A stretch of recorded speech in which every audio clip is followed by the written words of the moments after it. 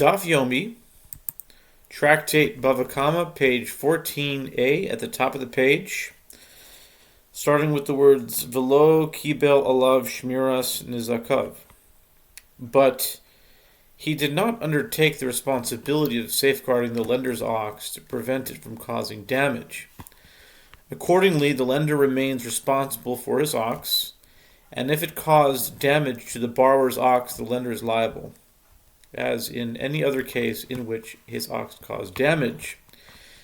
The Gemara asks, Ihachi e masefa, if so, say and try to explain the latter clause of the Brisa, Nifritza balayla o shepartzuha listim v'yatza v'hizika pater. The latter clause of the Brisa says that if the ox was safely enclosed and a wall broke open at night, or if bandits broke it open and the ox went out and caused damage, the bailey, the shomer, is exempt from liability. The Gemara infers if it broke open during the day and then caused damage, he is liable. The Gemara asks, according to the interpretation offered in explanation of the previous clause, the Brisa concerns a case in which one borrowed an ox but did not undertake the responsibility to prevent it from causing damage. If so, how can the latter clause imply that there are cases in which he is liable?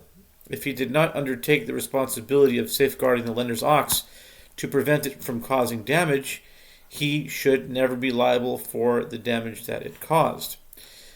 The Gemara answers the latter clause of the Brisa concerns a different case than that of the previous clause. Hachi kamar, this is what it is saying.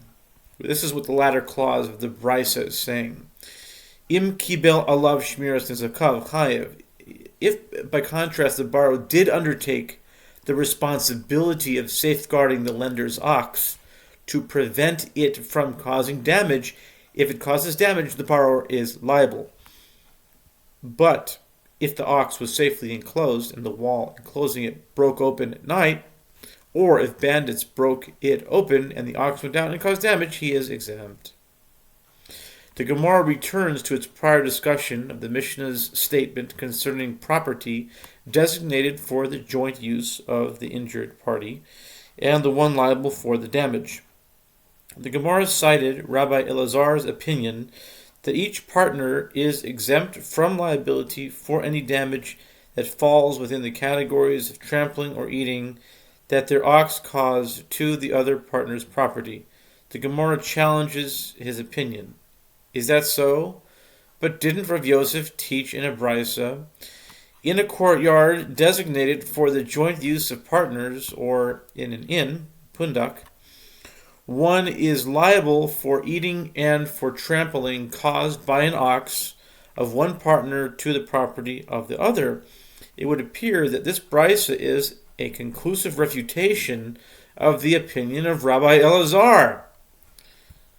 The Gemara answers, Rabbi Elazar could have said to you, but how can you understand that this brisa provides a refutation of my opinion? Are there not brisas that disagree with regard to this issue? And it is taught in accordance with my opinion in a brisa in the Tosefta, in 1.9, Rabbi Shimon ben Elazar would state 4 principles with regard to the liability incurred based on where the damage occurs. With regard to any location that is the property of the injured party and is not the property of the one liable for the damage, the owner of an animal that causes damage is liable for all the damage caused there. If a place is the property of the one liable for the damage and is not the property of the injured party, the owner of an animal that causes damage is exempt for all the damage caused here. If a place is the property of both this one and that one, for example, a courtyard designated for the joint use of partners or a field in the valley that is used by the public, the owner of an animal that causes damage is exempt for eating and for trampling performed by his animal in that place. But for goring and for pushing and for biting, and for crouching upon items in order to damage them, and for kicking, which are all subcategories of the primary category of goring. If the ox is innocuous, the owner pays half the value of the damage, and if it is forewarned, he pays the full cost of the damage.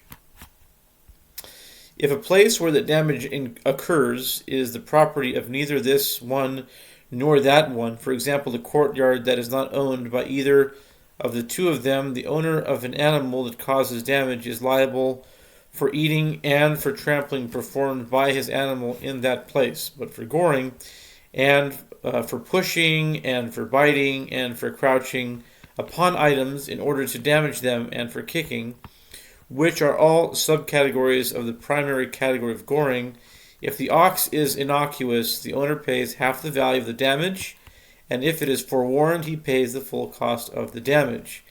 The Gemara notes that in any event, the Brisa teaches that in a courtyard designated for the joint use of partners or a field in the valley that is jointly owned, the owner of an animal that causes damage is exempt for eating and for trampling performed by his animal in that place. The Brisa supports Rabbi Elazar's opinion. Kashe Ahadadi, the Gemara comments, these Brisas are difficult as they seem to contradict one another. The Gemara explains that when a Brisa is taught, it is with regard to a jointly owned courtyard, which, under the terms of their partnership, is designated for the use of both this one and that one.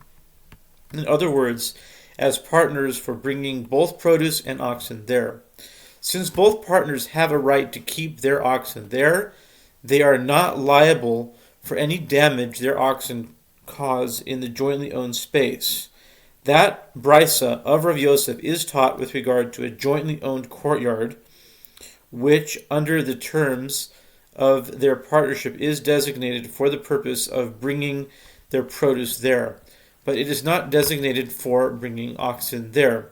Accordingly, with regard to damage of the category of eating caused by one partner's ox to the other's produce, it is equivalent to a courtyard owned exclusively by the injured party, and therefore he is liable. De kanami, diktani hacha, dumya de pundak, de katani hasam, dumya de bika shmamina.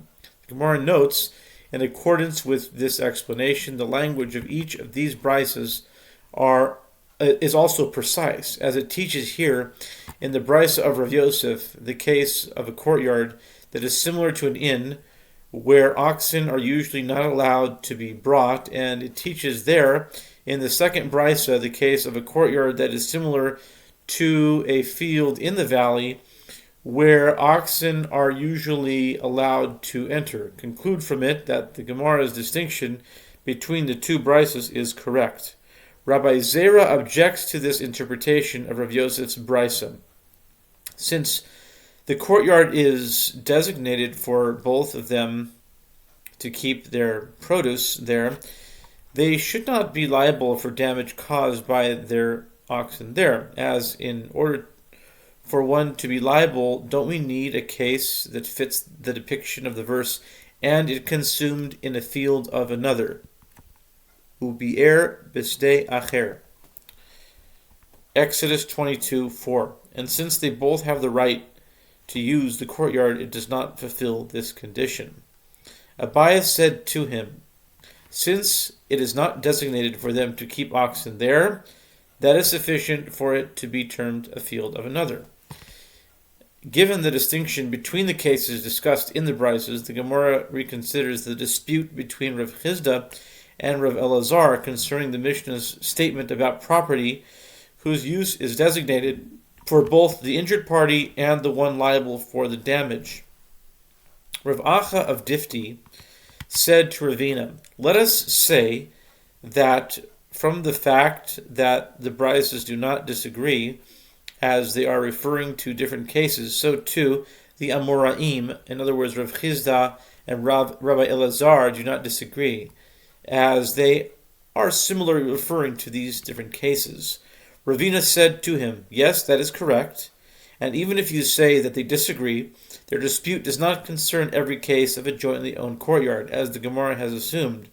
Rather, their dispute concerns specifically a courtyard designated for the use of their produce, but not for the use of their oxen. And they disagree whether to accept the difficulty raised by Rabbi Zera that such a courtyard cannot be considered a field of another, or whether to accept the resolution of Abaya that it can be considered a field of another.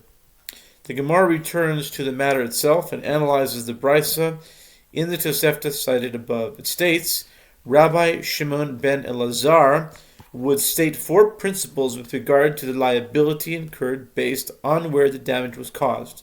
With regard to any location that is the property of the injured party and is not the property of the one liable for the damage, the owner of an animal that causes damage is liable for all the damage caused there. Al hakol lokatani ela chayav bakol bekule nezek. The Gemara infers the Brisa does not teach one is liable for any damage caused there, which would suggest that one is liable for all types of damage. Rather, it teaches one is liable for all the damage caused, which can be translated as for the full cost of the damage. This indicates that even where one's ox considered to be innocuous and cause damage of the category of goring, which would generally incur liability for half the value of the damage, in this case, the owner is liable for the full cost of the damage. Whose opinion is this? It is in accordance with the opinion of Rabbi Tarfon, who says the halacha of cases of goring performed by an innocuous animal, which is atypical, done in the courtyard of the injured party, is that the owner of the ox pays the full cost of the damage, even if the ox is innocuous. A Maseifa. If this is so, say and explain accordingly the latter clause of the Brisa, which states that if a place where the damage occurs is the property of neither this one nor that one, for example, a courtyard that is not owned by either of the two of them, the owner of an animal that causes damage is liable for eating and for trampling performed by his animal in that place. The Gemara asks, what does the Brisa mean by saying the property of is neither this one nor that one? If we say the intention of the Brisa is that the property of neither this one nor that one at all, but rather belongs to another person, why should either partner be liable? But don't I need a case that fits the depiction of the verse and it consumed in the field of another, Exodus 22:4, which is understood to mean that the consumed produce belongs to the owner of the field in which the act of consumption occurred. And since the injured party does not have any rights to this place, it does not fulfill this condition.